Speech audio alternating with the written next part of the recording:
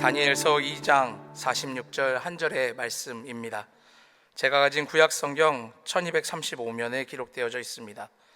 온라인과 방송을 통해 각 처소에서 예배드리시는 모든 분들도 성경을 직접 찾아 다니엘서 2장 46절 한 절의 말씀이니 두 번 합독하겠습니다. 이에 느부갓네살 왕이 엎드려 다니엘에게 절하고 명하여 예물과 향품을 그에게 주게 하니라. 이에 느부갓네살 왕이 엎드려 다니엘에게 절하고 명하여 예물과 향품을 그에게 주게 하니라. 아멘. 우리 한번 따라해 보겠습니다. 제국의 왕이 어린 다니엘에게 절하다. 올해 저희 교회 성경 암송 대회의 본문이 다니엘서입니다. 그런 암송을 하게 되었기 때문인지 아니면 지난주 금요일 다니엘서로 은혜를 나누고 난 후에 감동이 지워지지 않고 참 크게 남았습니다. 느부갓네살 왕은 당시 최대의 도시 바벨론을 세웠고 세계 불가사의 중 하나인 공중 정원을 건설하기도 한 왕입니다. 그는 강대국 아시리아를 정복하고 또 갈그미스라고 하는 역사에 남는 유명한 전투에서 전통적인 강호인 애굽 이집트를 물리친 후에 중동의 패권을 장악한 왕입니다.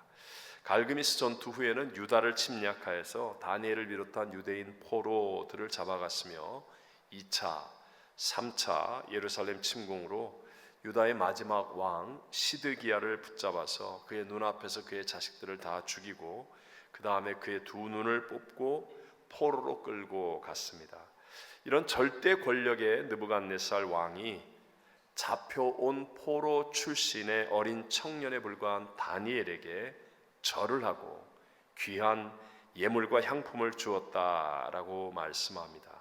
미국 대통령 바이든이 우리 교회까지 찾아와 가지고 올해 고등부를 졸업하는 한 학생에게 엎드려 절했다고 하는 것보다도 더 충격적이고 놀라운 일입니다.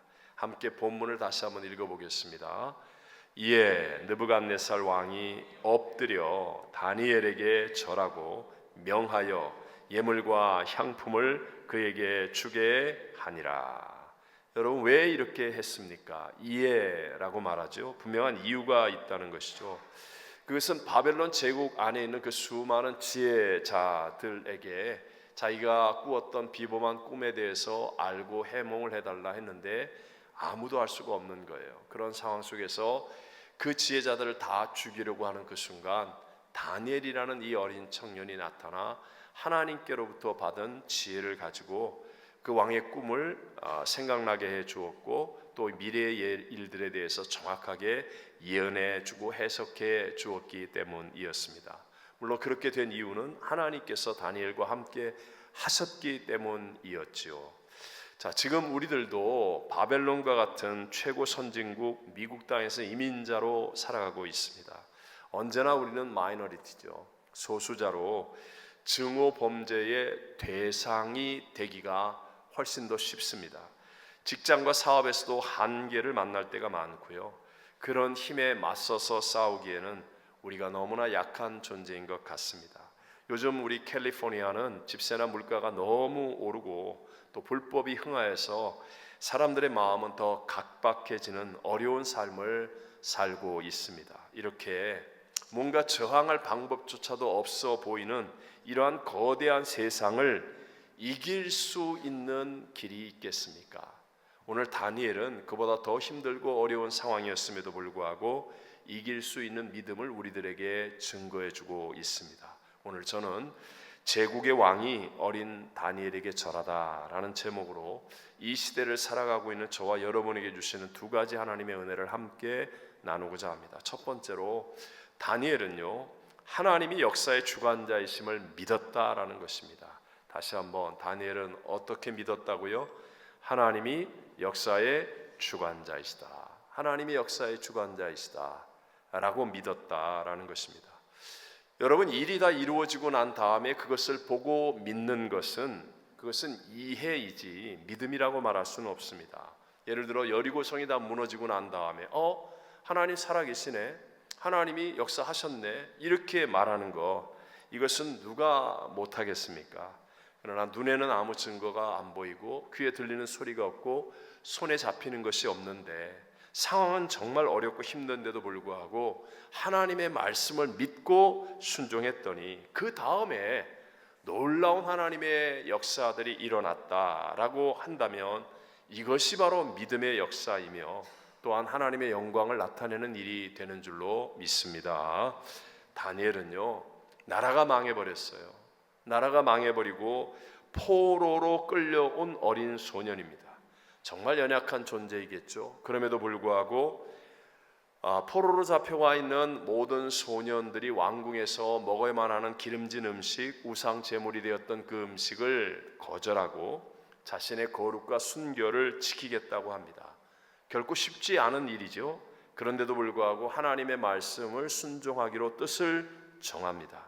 그러니까 왜 이런 일들이 가능하죠? 그것은 바로 다니엘은 바벨론 왕이, 느부갓네살 왕이 아무리 크고 대단한 자라 할지라도 그보다 더 큰 역사를 주관하시는 하나님을 믿는 자였기 때문이라는 것이죠.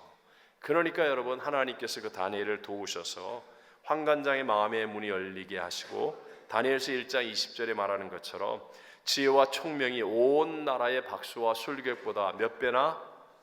10배나 10배나 공부를 잘하는데 그냥 2배 잘하는 게 아니라 1.5배 잘하는 게 아니라 무려 10배나 나은 줄을 알게 해 주시더라는 것입니다. 여러분, 내가 지금 누구를 상대하고 누구와 함께 하느냐가 내일의 나의 운명을 결정하게 되지요. 예를 들어서 불량배들을 만나고 그들과 함께 하면, 그러면 지금 아무리 착한 것처럼 보여도 내일은 그런 인생이 되어버리고 말 것입니다. 좋은 친구나 선생의 멘토를 만나고 함께 한다면 그렇게 성장하게 되는 것이죠. 말할 것도 없이 하나님이 역사의 주관자이심을 믿고 하나님의 말씀대로 순종하는 삶을 살아간다면 저와 여러분의 인생은 반드시 하나님의 복을 받게 되고 하나님께서 원하시는 만큼 성장하는 역사가 일어나게 될 줄로 믿습니다. 성경을 보면 하나님이 택한 민족을 이스라엘이라고 말씀하죠. 그런데 왜 하나님이 이스라엘을 택했느냐라고 그 이유를 신명기서 7장 7절에 이렇게 말씀합니다. 다 같이 한번 읽어봅니다. 여호와께서 너희를 기뻐하시고 너희를 택하심은 너희가 다른 민족보다 수요가 많기 때문이 아니니라. 너희는 오히려 모든 민족 중에 가장 적으니라. 하나님께서는 이스라엘을 택하실 때 그들이 가장 적은 민족이었다라고 말씀합니다. 그런데 이렇게 작은 이스라엘이 당시 세계 최강의 애굽을 굴복시키고 출애굽을 이루지 않습니까? 이유가 무엇입니까? 하나님이 바로 역사의 주관자이심을 믿었기 때문이라는 것이에요. 믿었기 때문에 오늘 밤에 하나님께서 모든 장자를 죽일 것이다 라고 얘기할 때 그 말씀을 믿음으로 받아들여서 집에 함께 있었던 어린 양을 잡아 그 피를 문설주와 임방에 바르는 거예요. 하나님이 역사의 주관자이심을 믿었기 때문에 말씀대로 순종하였고 죽음의 신이 그 피를 보고 넘어갔다. 그래서 유월절을 이루게 된 것이죠. 하나님이 역사의 주관자이심을 믿었기 때문에 나이 80에 지팡이 하나밖에 없는 모세 할아버지가 나타나서 다 나를 따라라, 애굽을 나가자 하는데 그들은 미친 노인네 하지 않고 따라갔다는 거예요. 무려 430년 동안 살았던 모든 터전을 뒤로하고 아무것도 없어 보이는 지팡이 하나밖에 들지 않은 80세 노인 할아버지를 따라 운명을 걸을 수 있었던 것은 역사의 주관자는 하나님이시라는 것을 믿는 믿음이 있었기 때문에. 아마 오늘 이 3부 예배를 드리는 여러분들도 제가 이렇게 물어보면 여러분, 하나님이 역사의 주관자이심을 믿으십니까? 대답 안 하는 사람 뭐야 도대체? 다시 한번, 하나님이 역사의 주관자이심을 믿으십니까? 이렇게 아멘이라고 대답할 정도의 믿음을 다 가지신 분이에요. 그런데 문제가 뭐냐? 나의 실제 삶 속에서 그런 믿음이 나타나고 있습니까? 나의 실제 삶 속에서. 자, 이스라엘이 출애굽을 하고 광야를 지나가는 여정은 오늘날 우리 신앙생활의 그림자와 같습니다. 이스라엘이 홍해바다를 건너잖아요. 하나님의 기적으로 바다가 갈라져서 길이 됩니다. 그리고 그들은 그 바다를 건넜고 뒤따라오던 애굽의 바로왕과 그 무시무시한 군대는 물속에 다 수장되어 죽어버립니다. 그러니까 이스라엘 백성들이 너무 놀라고 감격하여 춤을 추며 기뻐하며 하나님을 찬양했습니다. 사실 여러분, 상황과 조건으로 본다면 사실 그리 좋은 쪽이 아니라는 거예요. 그들은 지금 수백 년 동안 살았던 애굽을 떠나서 피난민이 된 겁니다. 집도 없어요. 먹을 것도 없어요. 가진 것도 없어요. 등 기댈 데도 없습니다. 이제부터 광야길을, 무시무시한 그 길을 걸어만 가야만 하는 겁니다. 그런데도 그들은 슬퍼하지 않았고 두려워하지 않았고 낙심하지 않았습니다. 왜냐하면 역사의 주관자 하나님이 함께 하고 계심을 믿었기 때문이었습니다. 아마 이 3부 예배 드리는 여러분도 여기까지는 왔습니다. 그런데요, 그 다음에 사흘길을, 광야길을 걸어가면서 물을 못 마시는 거예요. 그러니까 그들에게 불평과 원망이 나오기 시작합니다. 마라라는 우물을 만났는데 먹어보니까 다 토할 것 같은 쓴물이에요. 쓰다, 쓰다, 쓰다를 외치면서 드디어 원망 불평이 막 폭발하기 시작합니다. 저는 그 성경을 읽으면서 이런 생각을 했던 적이 있어요. 여러분, 홍해 바다를 가르신 분 아닙니까? 바다를 갈라서 200만 명을 건너가게 하시고 뒤따라오는 애굽의 바로왕과 군대를 물속에 수장시켜버린 그런 권능의 하나님인데, 아니 왜 사흘 동안 길 걸어가는데 물 하나 안 주시냐는 거예요. 얼마든지 주실 수 있을 것 같은데 왜 안 주시고 마라의 쓴물을 만나 고통 가운데 빠지게 하실까? 분명히 무슨 의도가 있는 것 아닐까? 그것은요, 하나님이 역사의 주관자이심을 믿는 믿음이 생활 속에서 경험되어지기를 원하는 겁니다. 그들이 걸어가는 삶의 여정 가운데서 하나님은 역사의 주관자가 되십니다라는 사실을 분명하게 믿는 믿음으로 과정을 지나가기를 원하신다는 거예요. 오늘 우리들도 마찬가지입니다. 하나님이 역사의 주관자이심을 믿는 믿음은 마치 시험 문제에서 정답을 맞추는 것 같은 것이 아닙니다. 머리로 세뇌되어서 교회를 오래 다니다 보니까 하도 많이 들어서 하나님의 역사의 주관자이십니다 라고 세뇌된 것을 믿음이라고 착각해서는 안 된다는 거예요. 실제로 나의 매일매일의 일상 속에서 내가 살아 숨쉬는 삶의 현장 가운데 내 뜻대로 안 되고 내 생각과 다르게 일어나고 문제와 어려움이 만나지고 대적이 일어나게 되었을 때, 그때도 하나님은 역사의 주관자이십니다 라는 믿음을 가지고 하나님께 맡길 수 있는 사람이 되어지기를 원하신다는 것, 여러분 이 일이 이루어지게 되시기를 바랍니다. 좀 오래되긴 했지만 부활이라고 하는 기독교 다큐멘터리 영화에 나온 천정은 자매가 있습니다. 이분은 30대 후반의 나이에, 아주 젊은 나이죠, 4기 암을 발견한 거예요. 정말 말기 암이 되었는데 그 이후에 항암 치료를 무려 80회 이상이나 받았습니다.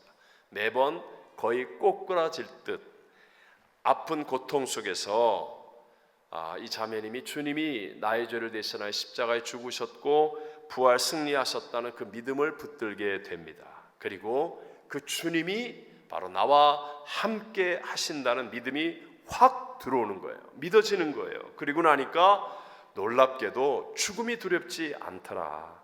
오히려 갑자기 교통사고가 나서 죽으면 준비 없는 죽음이 되니까 차라리 내가 지금 이렇게 항암 치료를 받으며 이 고난 가운데 있을지라도 이것이 더 낫다라는 생각이 들어 감사하기까지 하게 되더라. 얼마나 밝고 얼마나 행복한 그런 모습인지 모릅니다. 예수님을 주인으로 삼게 되니까 그냥 자기도 모르게 다른 암 환자들에게 이 복음을 전하지 않을 수가 없는 거예요. 그런데 80회 이상 항암 치료를 받은 사람이 전도를 하니까 웬만한 환자들은 다 별 일 없이 다 잘 받아들이더라는 거예요. 이분은 아직 자신의 암이 낫지 않았지만 그러나 너무나 행복한 삶을 살고 있다라고 고백합니다. 왜 그런지 아십니까? 함께 하시는 하나님이 바로 역사의 주관자이심을 믿기 때문이라는 거예요. 나의 생사화복, 삶과 죽음, 그리고 나의 영생 천국까지 모든 것을 다 주관하시는 그분이 나와 함께 하시는 좋으신 하나님이라는 게 믿어지니까 자기의 인생과 삶과 죽음까지도 맡길 수 있게 되더라. 제가 종종 요즘 우리 산부 예배는 우리 젊은 부부들이 좀 많으시잖아요. 요즘 부모님들을 보면 자녀들에 대한 사랑이 정말 특심인 분들이 가끔 있어요.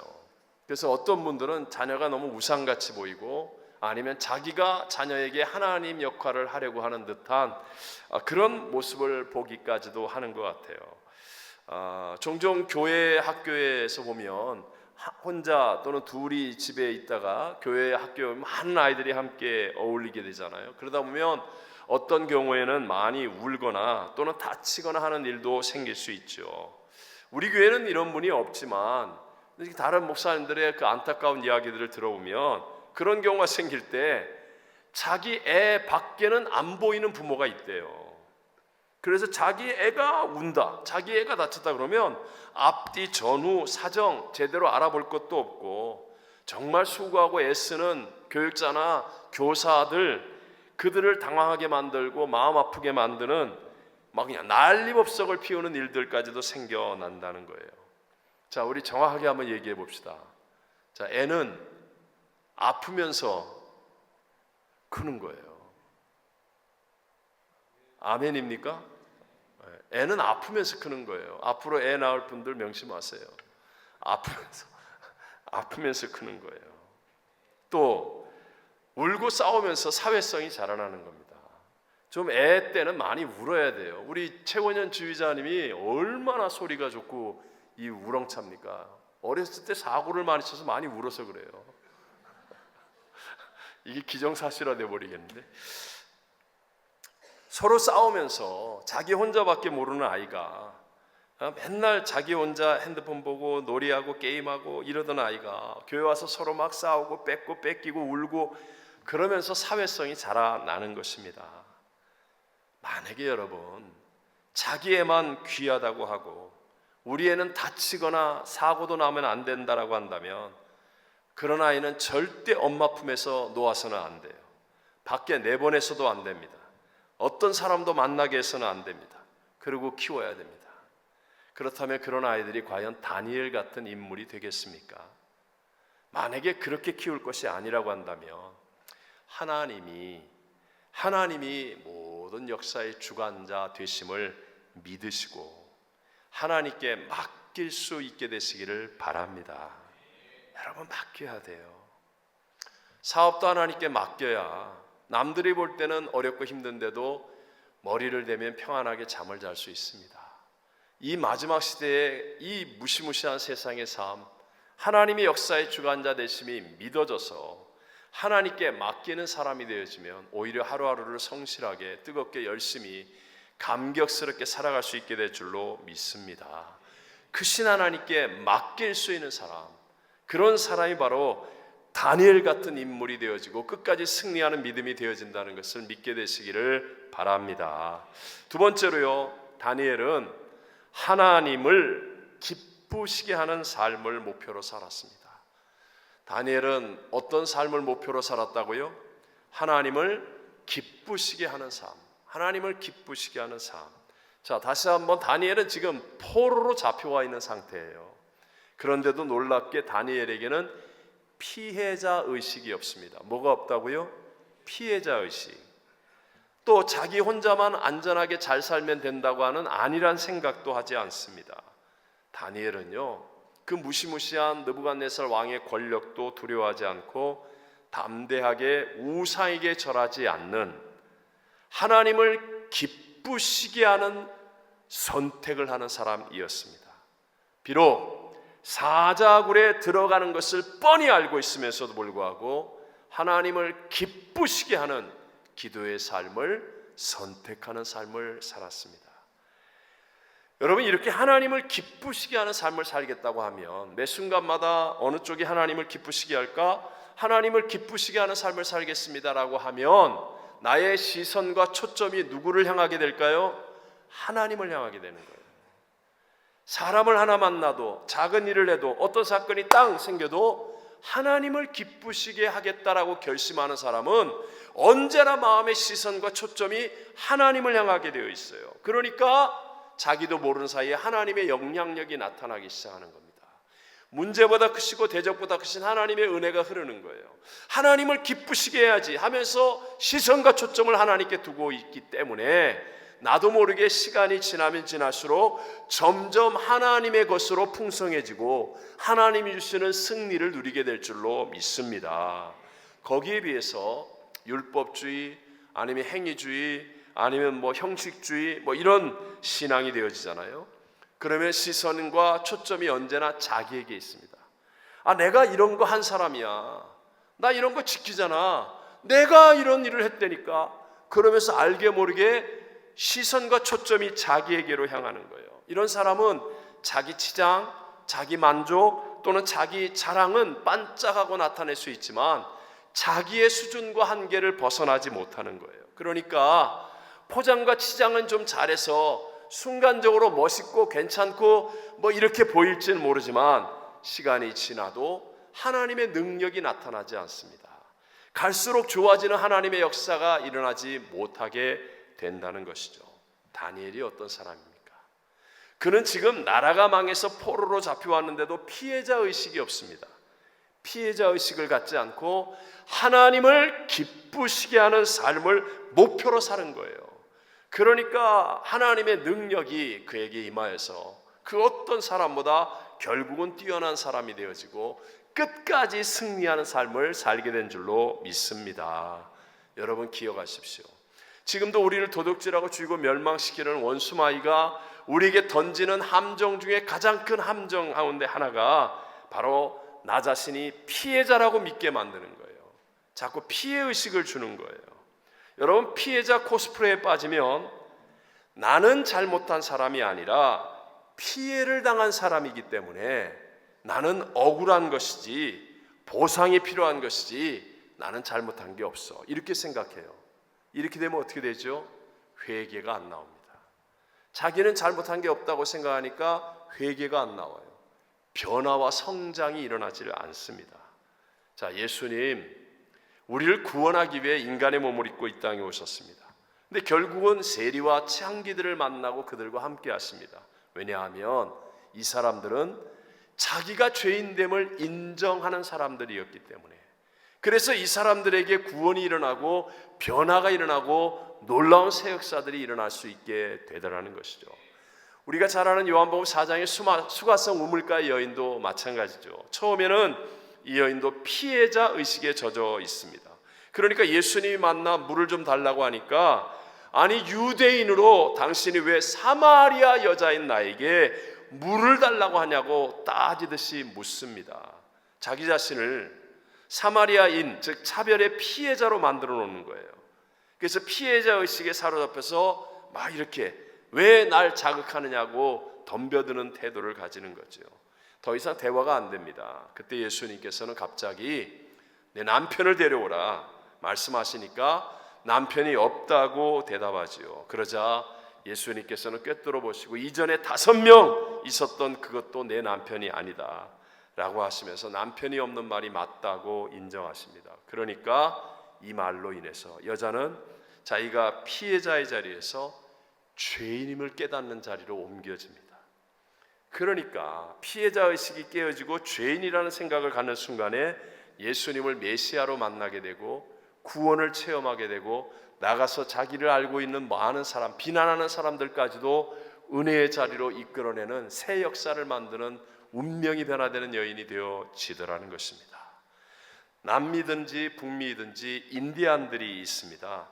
근데 인디안들에게 있는 게 피해자 의식이죠. 그래서 정부로부터 보조금을 받습니다. 그런데 여러분 놀라운 일, 어느 나라 어느 인디안이든 이렇게 피해자 의식을 가지고 보조금을 받는 나라 또는 도시, 마을 절대로 성장이 안 일어납니다. 거지같이 삽니다. 돈 받는데도 거지같이 삽니다. 그곳에서는 다니엘 같은 리더가 결코 나올 수가 없다는 거예요. 오늘날 도둑질하고 죽이고 멸망시키는 원수 마귀에 의해서 선동하는 사람들이 있어요. 이 세상을 자꾸 선동하는 사람들은 언제나 피해자 의식을 부추깁니다. 저도 외국에서 훨씬 더 오래 살았잖아요. 한국의 이렇게 일들을 보면 일제강점기의 피해를 말하면서 대중의 분노심을 부추기는 사람들이 참 많아요. 우리나라 해방된 게 몇 년인지 아십니까? 일본으로부터 1945년입니다. 그러니까 지금부터 약 80년 전 일이에요. 그러면 가해자든 피해자든 거의 대부분이 지금 이 땅에 없습니다. 정말로 피해자를 위해서 하는 일이라기보다는 그렇게 막 피해자 의식을 부추기고 분노를 부추겨서 부정적인 힘을 결집하려고 하는 자기들의 이권 때문에 피해자 의식을 부추기는 경우가 너무나 많이 있다는 겁니다. 심지어는요, 6.25 전쟁 때 여러분 미군과 유엔군의 젊은이들이 와서 대부분 미군이죠. 정말 피를 흘려 죽기까지 하면서 공산주의를 막아주었습니다. 근데 그들이 때로는 민간인도 죽였다는 사실도 있겠죠. 근데 이런 피해만을 크게 말하는 거예요. 침소봉대. 그래서 마치 미군이 악한 군대인 것처럼, 와서는 안 되는 군대인 것처럼 이렇게 매도합니다. 지금도 마찬가지예요. 어떤 사건이나 사고가 일어나면 꾼들이 나타나가지고 피해자 의식을 부추기는 거예요. 당신 가족이 피해받았습니다. 피해. 선동하는 거예요. 여러분, 이런 피해자 의식으로 공동체의 문제가 해결되고 나아진 경우가 있을 것 같습니까?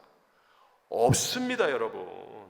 결국은 남의 탓, 원망, 불평, 갈라지는 마음, 깨어지고 미워하고 결국은 공동체의 미래를 망치는 거예요. 그 가운데서는 다니엘 같은 인물이 나올 수가 없다는 거예요. 오히려 내 책임입니다. 내가 잘못입니다. 책임감을 가지고 오히려 베풀고 섬기는 쪽이 되어지면 자부심을 가지게 되고 성장하게 되고 하나 되어지고 밝아지고 좋아지는 일들이 일어난다는 것입니다. 그러므로 여러분, 나의 시선과 초점을 피해자 의식에다 두지 말고 나 같은 죄인을 구원하신 예수님의 십자가의 은혜에다가 맞추십시오. 정말 영생 지옥, 그냥 자동으로 지옥 가야 되는 난데 나 같은 사람을 구원하기 위해 하나밖에 없는 독생자도 아끼지 않고 내어주신 하나님의 사랑에다가 나의 시선과 초점을 두십시오. 내 안에 계신 성령 하나님께 시선과 초점을 두고 성령으로 충만하기를 힘쓰게 되면 언제나 하나님은 문제보다 크신 분이에요. 내가 당한 피해가 아무리 크고 내가 당한 억울함이 아무리 크다 할지라도 피해자 의식을 가지면 서로 박살날 뿐인데, 그런데 내가 하나님께 초점과 시선을 두면 문제보다 크신 하나님의 은혜의 역사들이 임하게 될 줄로 믿습니다. 대적보다 더 큰 하나님의 역사들이 내게도 일어나게 될 줄로 믿습니다. 그래서 여러분, 내가 피해받은 그것과 비교할 수 없는 하나님의 은혜, 하나님의 사랑, 하나님의 능력으로 성장하고 발전하고 포용하고, 그래서 세상을 아름답게 만들고 하나 되게 만들고 끝까지 승리하는 믿음을 이루게 될 줄로 믿습니다. 다니엘의 일생이 바로 그러했습니다. 그는 포로로 끌려왔습니다. 억지로 잘못된 법과 규칙에 의해서 갇히기도 했고 주변의 모함과 공격은 계속되었습니다. 그럼에도 남의 탓을 하거나 세상 탓을 하거나 피해자 의식의 마음을 빼앗기지 않았어요. 그럴수록 문제보다 크시고 대적보다 크신 하나님께 더 집중하고, 그럴수록 더 많이 기도하면서 하나님의 영으로 충만해졌다는 거예요. 그러니까 하나님의 역사가 일어나서 더 큰 하나님의 영광을 드러내고 끝까지 승리하는 믿음의 증인이 되어진 줄로 믿습니다. 자, 역사 속에 정말 귀한 종 사도 바울도 동일한 고백을 하지요. 같이 한번 갈라디아서 1장 10절 말씀을 읽어보겠습니다. 이제 내가 사람들에게 좋게 하랴 하나님께 좋게 하랴 사람들에게 기쁨을 구하랴. 내가 지금까지 사람들의 기쁨을 구하였다면 그리스도의 종이 아니니라. 누구보다 많은 고난, 핍박, 어려움, 대적들이 있었어요. 그런데도 불구하고 늘 사도 바울의 초점은 하나님을 기쁘시게 하겠다는 것, 하나님께 초점을 두는 거예요. 여러분, 큰 것이 잘 되면 그 안에는 작은 것들도 당연히 형통하게 되는 것이죠. 하나님은 문제보다, 하나님은 대적보다, 하나님은 불경기보다, 하나님은 질병보다, 하나님은 사망보다, 하나님은 하실 수. 그래서 하나님을 기쁘시게 하는 초점을 맞추니까 문제도 있고 대적도 있고 어려움도 있고 억울함도 있고 손해도 있지만, 그러나 결국 큰 하나님의 은혜와 능력이 임하여 다 합력하여 선을 이루게 되는 줄로 믿습니다. P31이라는 책 있죠. 프로버스, 잠언 31장을 얘기하는 거예요. 소제목이 성경대로 비즈니스하기. 이 책의 저자 하영록 씨, 나중에 이제 목사님이 되셨어요. 이분은 부친의 목회 사역지인 부산의 한센병 환자촌에서 태어나서 자랐습니다. 본인은 정상인이기 때문에 정상학교를 다녀야 돼요. 그런데 한센촌 환자촌에서 사니까 여기서 나와서 학교를 가는 사이에 학교 애들이 돌팔매질을 하고 어린애들이 그냥 이렇게 괴롭힘을 당하면서 어렵게 지냈습니다. 그러다 초등학교 졸업식을 앞두고 미국으로 이민을 와서 아주 힘들게 이 생활을 꾸리고 공부하면서 대학까지 졸업합니다. 그리고 주차 건물 전문 건축 회사인 워커 파킹 컨설턴트에 입사했고요. 해마다 열심히 일해 승진해서 200명이 일하는 회사에서 29살에 부사장이 되었습니다. 그러다가 32살에 위급한 상황이 되어서 여기 심장에 심박, 조율기 등 기계들을 몸속에 넣지 않으면 살 수가 없어요. 그 기계들을 넣었지만 그러나 이것도 안 돼서 심장 이식을 받아야만 하는 아주 위급한 환자가 되었습니다. 이분의 책에 보니까 심장 이식을 위해서는요, 일반적으로 한 번 입원하면 생체 조건이 맞는 심장이 그리 빨리 나오지 않기 때문에 보통 6개월 정도 병원 생활을 어렵게 하게 된다는 거예요. 또 기다린다고 해서 다 되는 게 아니라 심장이 나와도 자기 몸의 상태가 나빠지면 이식을 받을 수가 없는 거예요. 그래서 심장병동은 살아남기 위해서 아주 피 마르는 듯한 고통을 견뎌내면서 처절하게 기다려야 하는 자기와의 싸움터, 그리고 또 남보다 하루라도 더 먼저 좋은 심장을 받기 위해서 소리 없이 싸우는 남과의 치열한 전쟁터와 같다라고 말합니다.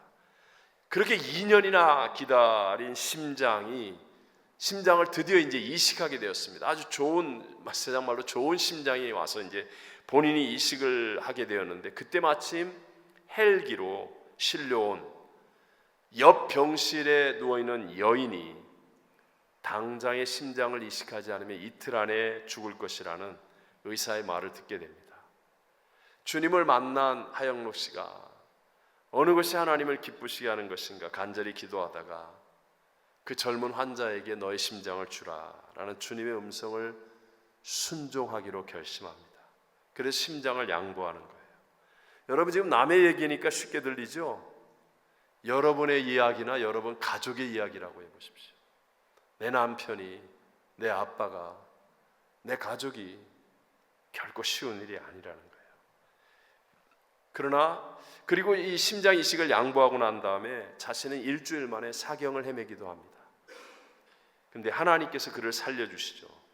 그리고 그 일이, 그 심장 그 큰 병원에서 거의 있을 수 없는 그 일이 수많은 의사, 간호사, 환자들에게 전해져서 정말 주님께로 인도하는 놀라운 계기가 되기도 했답니다.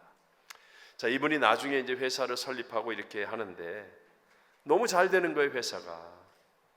그래서 회사 사람들과 마음을 열고 아주 깊이 있게 이야기를 나누다가, 왜 우리는 참 하는 일마다 이렇게 잘 될까? 다른 회사들은 망하고 넘어지고 그런데 왜 이렇게 하는 일마다 잘 될까? 했더니 오랫동안 자기와 함께 했던 친구 변호사가 그 질문에 분명하게 이렇게 대답하더랍니다.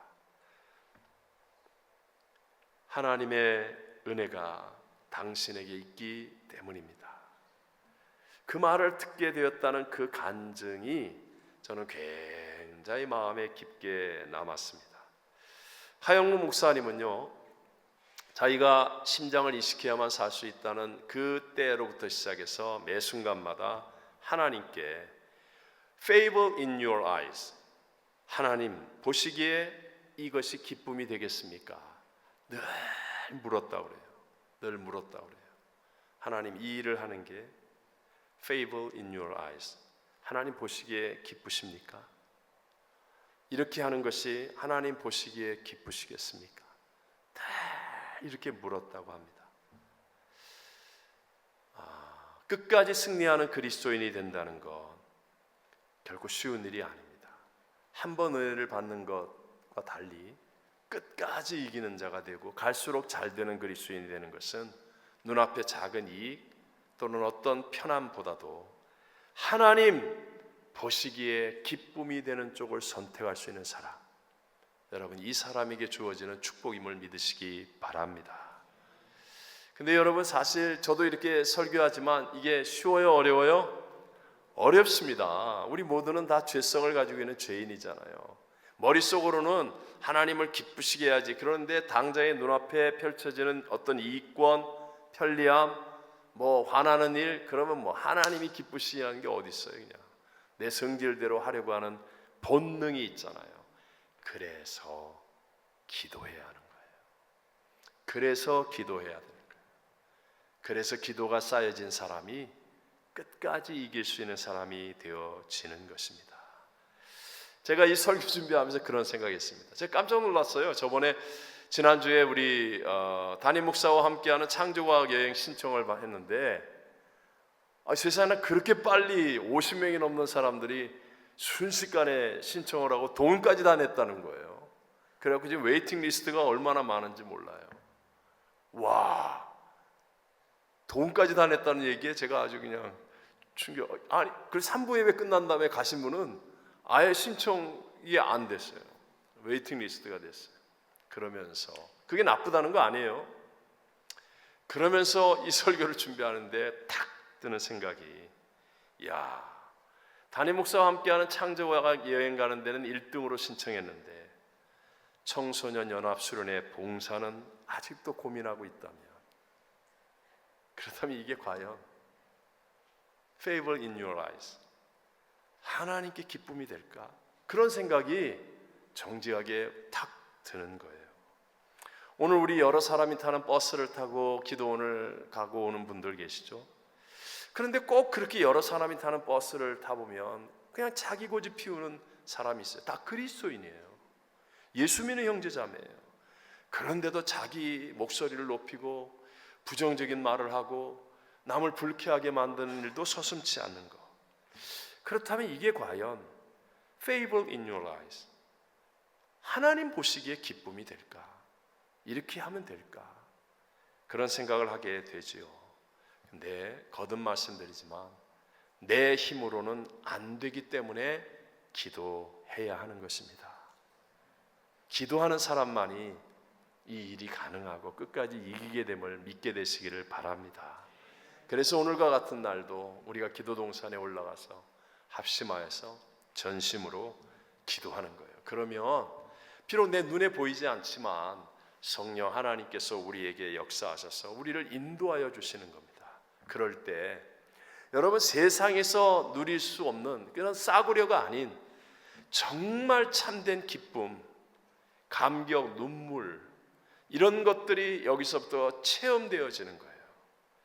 정말 내가 손해보았다고 생각했는데 손해가 아니라 정말 내 영혼과 삶에 이렇게 큰 유익이 되고 위로가 되고 은혜가 될 수 있을까? 이런 것들을 체험하는 거예요. 이런 것들을 체험하게 되면서 결국은 승리의 길을 걸어가는 다니엘 같은 인물이 되어질 줄로 믿습니다.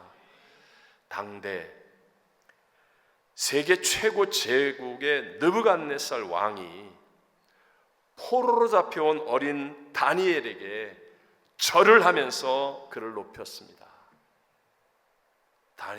느부갓네살 왕은 바보가 아닙니다.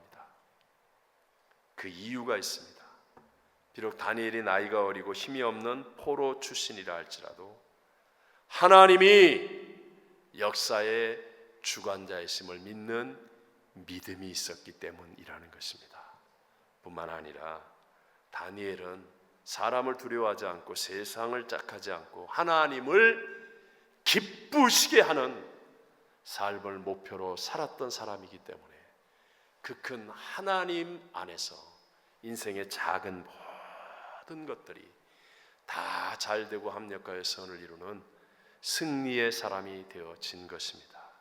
성경이 우리에게 증거하고 말씀하는 이 다니엘과 같은 믿음을 우리가 본받아서 이 마지막 시대에 우리 모두 끝까지 승리하는 사람들 되시기를 주의 이름으로 축원합니다. 축원합니다.